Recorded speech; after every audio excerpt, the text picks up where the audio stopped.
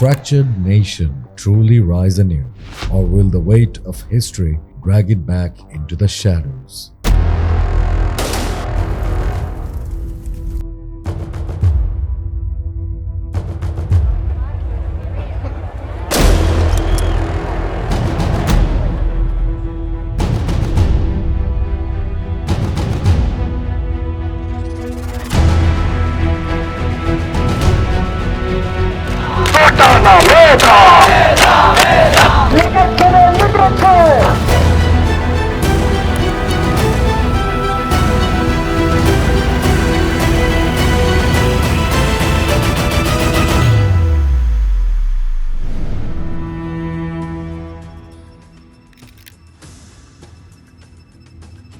For decades, Bangladesh was trapped in a cycle of corruption, family politics, and living under a giant's shadow.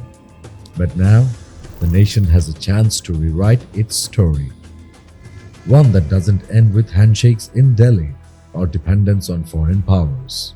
This is Bangladesh 2.0, a nation determined to stand on its own feet, forging a future of self-reliance and true independence.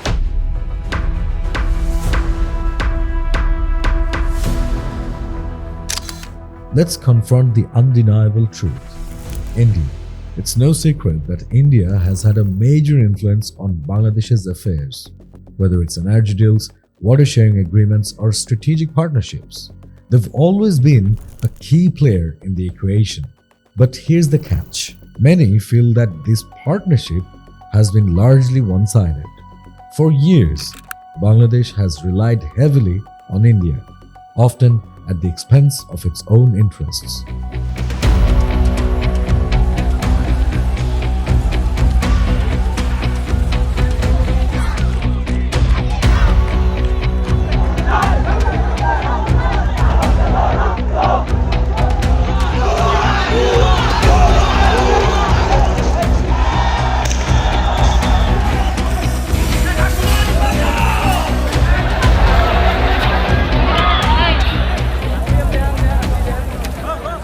Following Sheikh Hasina's departure and mounting protests, an interim government was formed, led by Nobel laureate Muhammad Yunus as chief advisor.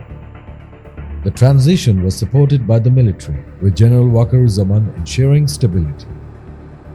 Key protest leaders like Nahid Islam and Asif Mahmood were included in the administration to represent the people's demands. July গণঅভ্যুত্থান বিপ্লবে ছাত্ররা তরুণরা যুবকরা শ্রমিকরা সকলেই নেমে এসেছিল একদিকে ছিল দেশমাতৃকা অপরদিকে ছিল মৃত্যু মাতৃভূমি অথবা মৃত্যুকে কোনো একটাকে বেছে নিয়ে কিন্তু আমাদের লড়তে হয়েছিল ফলে আমরা মনে করি আমাদের এই লড়াইটা চলমান এবং আমরা অবশ্যই আমাদের মাতৃভূমিকে রক্ষা করব মাতৃভূমিকে নতুন করে বিশ্বের বুকে মাথা উঁচু করে দাঁড়া করাবো সেই প্রতিজ্ঞায় আমাদের আজকের যুব দিবসের অঙ্গীকার হোক সকলকে ধন্যবাদ জানাচ্ছি আসসালামু আলাইকুম Beyond political leaders, the true force behind this revolution is the people. From students to workers, every citizen has played a role in shaping this new era. এটা হলো এমন ভাবে ভাষা বোঝানো যাবে না আমি অনেক হ্যাপি নতুন একটা ইয়েতে আসছি আমরা এই জন্য আমার কাছে অনেক ভালো লাগছে বোঝানো যাবে না ভাষায় এমন না এখন আমার একটাই চাওয়া যত মানুষ মারা গেছে যত ছাত্র মারা গেছে প্রত্যেক সব তদন্ত করে সবার খোঁজখবর নিয়ে তাদের ফ্যামিলি কি অবস্থা তাদের খোঁজখবর নিয়ে শুধু তদন্ত করে এটা শুধু একটা বিচার করা বিচার চাই আমরা আমাদের খুব ভালো লাগছে যে আমাদের দেশটাকে স্বাধীন করা হয়েছে আমরা একটা ডিক্টেটরশিপ থেকে উঠে আসতে পারছি আর এটা বাংলার একটা জাগরণ যেটা আমরা ৭১-এ দেখেছিলাম আর আমরা ২৪-এ দেখেছি এটা আমাদের কাছে একটা গর্বিত সময় Now the youth is aware of whom the country is dealing with and is looking towards forming new strategic alliances that will empower the nation regardless of bias or personal gain. And even still, Sheikh Hasina believed that she had did no wrong. In a leaked phone call of the former Prime Minister, we hear her speaking about how she felt entitled to her position and she believes that she had done no wrong. Awami League ২০০৯ সাল থেকে এই ২৪ সাল পর্যন্ত বাংলাদেশকে উন্নয়নের role model হিসেবে বিশ্বব্যাপী প্রতিষ্ঠিত করেছিল। বাংলাদেশ ছিল বিশ্বের কাছে উন্নয়নের বিস্ময়, আর দুর্ভাগ্যের বিষয় সেই বাংলাদেশ এখন সন্ত্রাসের দেশ, চাঁদাবাজির দেশ, হত্যাকাণ্ডের দেশ, অবৈধ ক্ষমতা দখলকারীর হাতে বাংলাদেশ আজকে সেই সুনাম সম্পূর্ণভাবে নস্যাৎ হয়ে গেছে। বাংলাদেশ এখন ধ্বংসের পথে। এই ধ্বংসের হাত থেকে দেশ ও জাতিকে সকলে মিলে রক্ষা করতে হবে, সেটাই আমার সকলের কাছে আবেদন। And let's not forget, this isn't just about building the future, it's about reckoning with the past. The interim government has launched a massive corruption investigation into Sheikh Hasina's regime. They have uncovered shocking details of financial misconduct, including an estimated $17 billion siphoned from the banking sector. Cases like the 25-year energy deal with India's Adani Group, which cost Bangladesh far more than market rates, are under review. Investigations are also probing allegations of money laundering linked to Hasina's family, including her son Sajib Wajid Joy and niece Tulip Siddiq, a former UK minister. These revelations raise pressing questions. How deep does this corruption run? And will justice finally be served? As I made clear, what we are calling for today is an end to the violence and for accountability. Now, as to what accountability looks like, that's something that should take place under Bangladeshi law. Obviously, anyone responsible for acts of violence, acts that break the law, should be held accountable for them. With respect to the violence over the past few weeks and the deaths that have occurred, it is vital that we have full and transparent investigations to ensure accountability for these deaths. Second, as it relates to the interim government, as I made clear in my opening remarks, we think that it's important that we focus on the Bangladeshi people's democratic aspirations and see a path to democratic governance. Of course, holding powerful figures accountable is no easy task. Hasina still has influential allies both domestically and internationally. Reports suggest her ties with India's intelligence networks and her family's positions in the UK and US governments could shield her from full accountability. But the interim government is pressing forward, determined to root out corruption and ensure justice prevails. Despite all the corruption, the interim government was doing its best to crack down on the Awami regime and expose its secrets. The interim government successfully launched a corruption probe into the family of Tulip Siddiq, the anti-corruption minister of the UK, and the niece of no other than Sheikh Hasina, leading her to resign from her post in the UK government. The interim government is also focusing on retrieving the money laundered away by the past regime. The interim government is also taking a neutral approach to foreign policy, not judging whom they deal with and offering friendship to all. This has been reflected by the recent easing of its visa process for Pakistani citizens, removing the need for security clearance and simplifying the application process. The government has also moved towards boosting economic ties with Middle Eastern countries, aiming to strengthen trade and economic relations. The entertainment industry is also flourishing with foreign artists such as Atif Aslam, Kavish, Jad Band and Rohat Fateh Ali Khan performing cult classics such as Adat, Ore Piya, Afreen, which fans sung their hearts out to. Additionally, an Australian visa center is set to open in Dhaka, and Bangladeshi citizens will no longer need to travel to India to get an Australian visa. Mexico has also recently reaffirmed its commitment to stronger ties with Bangladesh. Even under all the pressure, the Awami League is still finding a way to terrorize the people. They have left death threats outside the homes of students who had joined the protests, promising to exercise revenge upon them. There have been numerous reports of violence linked to the Awami League across the country on all levels, ranging from bribery to extortion. However, the government has now launched Operation Devil Hunt, which aims to find the criminals and put them to justice. The fight doesn't end there. While the old regime has been dismantled, threats still lurk in the shadows. Reports suggest that foreign intelligence operatives remain embedded in Bangladesh's bureaucracy and military, posing risks to the transition process. Meanwhile, Hasina's economic policies have left deep scars, with money laundering networks still active through fintech channels. Immediately after that, I've tried to appoint a committee to prepare a white paper. So there was stock taking, what we got, what we left, to understand what we inherited from the previous government. But amazing results came later on when the final report came out.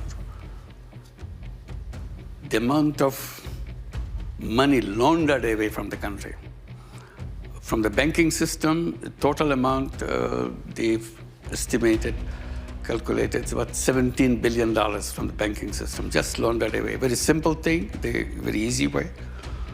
I think this should be recorded someplace, studied how governments can do that kind of plundering, highway robbery, sitting in the government, running the machine, and still claiming to be a civilized society.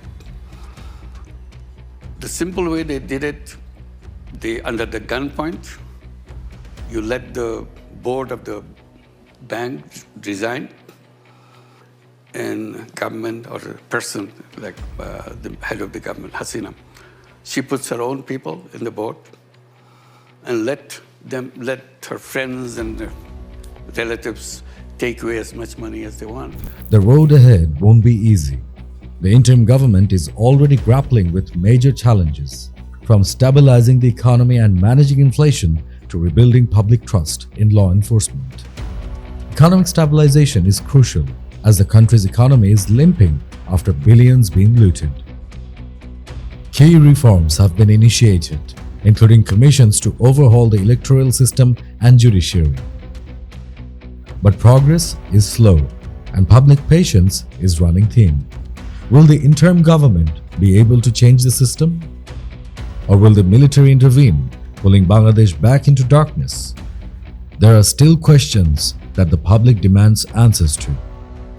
সেই সময়ে আমরা পরিবর্তনের সাথে সাথে বললাম যতদিন লাগে আমাদের সংস্কার করে শেষ হবে তারপরে নির্বাচন দিবেন সব পলিটিক্যাল পার্টিগুলোই সেটা বলেছে আপনারা সাক্ষী কিন্তু এখানে পলিটিশিয়ান আছেন তিনজনই আমি একাই সামরিক বাহিনী থেকে আসছি জানি না ওনারা আমার কথা পছন্দ করবেন কতটুকু এই তিনজন এরা পলিটিশিয়ানরা অস্থির হয়ে গেছে এখন নির্বাচনের জন্য I don't know what is the reason এখন ছাত্র রাজনীতি নিষিদ্ধের বিষয়টা কিন্তু সাংঘর্ষিক একদিকে বলছি ছাত্র রাজনীতি ভালো জিনিস আবার এই বছরের যে বিপ্লব 24-এর যে বিপ্লব ওখানে প্রমাণ হয় যে তারুণ্যের একটা সুফল আছে তারা বিশাল অর্জন করে দেখিয়েছে এরই মাঝে আবার প্রশ্ন এসে গেছে যে ছাত্র রাজনীতি থাকা উচিত কিনা থাকলেও কি কেমন ধরনটা কেমন হবে লেজোড়ের মধ্যে থাকবে কিনা অর্থাৎ কারো অধীনে থাকবে কিনা এই প্রশ্নই অবান্তর ছাত্রদল বিএনপির অধীনে আছে ছাত্রলীগ যেমন ছিল আওয়ামী লীগের অধীনে এখন বৈষম্য বিরোধী ছাত্ররাও অধীনস্থ হওয়ার পথে আছে তারা ধরো একটা মূল সংগঠন ঘোষণা হবে তারা ওইটার অধীনে থাকবে অর্থাৎ এই কথাগুলো কিন্তু অত্যন্ত সাংঘর্ষিক আর এখানে আমি বলতে বাধ্য হচ্ছি সাংঘর্ষিক এই অর্থে কি বলছেন যে আসলে আমরা কি চাই নিজেরা বুঝি না And then there's the military. Internal divisions within the armed forces pose a potential threat, and if not managed carefully, they could destabilize the fragile transition. Despite these hurdles, the interim government is moving forward step by step. They have pledged sweeping reforms in the legal system, a relentless crackdown on corruption, and greater transparency in public spending. The vision for Bangladesh 2.0 is bold and transformative, focused on youth empowerment and economic diversification. With technology, renewable energy, and sustainable agriculture leading the way, the nation is charting a new course toward progress and self-reliance. But Bangladesh 2.0 isn't just a government initiative, it's a people's movement. In the meanwhile, the chief advisor, Dr. Yunyas, continues to strengthen Bangladesh's global position, having recently completed his visits to UAE and the World Government Summit at Dubai. Bangladesh is also set to organize the Bangladesh Investment Summit 2025 on the 9th and 10th of April, for which 550 investors from over 50 countries have already registered. The push for decentralized power, the empowerment of local leaders, and the active engagement of youth in governance are crucial steps toward building a fairer, more inclusive society. This new chapter is about reshaping Bangladesh from the ground up, ensuring that development is sustainable, equitable, and driven by the people, for the people. The question of when the next elections will be held and who will be participating in them remains as a lingering question. The news of Nahid Islam retiring from the interim government to form his own political party called the National Citizens Party and participate in the next elections comes as another set of news that may dictate the future of the country. The world is watching Bangladesh. International organizations and governments have expressed support for the democratic transition, urging peaceful negotiations and fair governance. The United States stands with the people of Bangladesh. We urge all parties to refrain from further violence. Too many lives have been lost over the course of the past several weeks, and we urge calm and restraint in the days ahead. The revolution marks the beginning of a new Bangladesh. But the ultimate question remains, how long will this transition take? Will the interim government truly serve the people? Or is this just another shade of grey before the next wave of darkness?